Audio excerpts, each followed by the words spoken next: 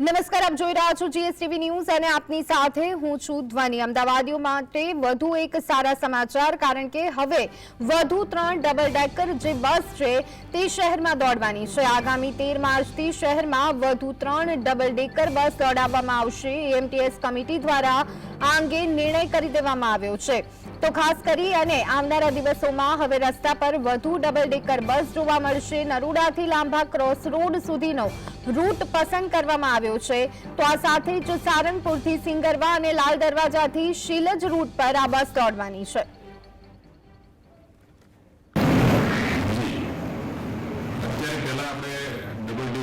ઘણા વર્ષોથી જે બંધ થઈ ગઈ હતી, 2 દાયકાઓથી બંધ હતી, એને આપણે ફરીથી ચાલુ કરી અને નવી પેઢીને ફરીથી આપણે લાભ આપીએ એ પ્રમાણે એએમટીએસે બીજી 3 બસો બી અત્યારે મૂકી છે। એમાંથી લાલ દરવાજાથી શીલજ એ રૂટ ઉપર એક લાલ ડબલ ડેકર બસ ચાલશે અને નરોડા પાટિયાથી એક બસ ચાલુ થશે। લાભા સર્કલ સુધીનું ત્રીજું, એમ કરી 3 બસો ડબલ ડેકર ફરીથી અમદાવાદમાં ફરતી થશે।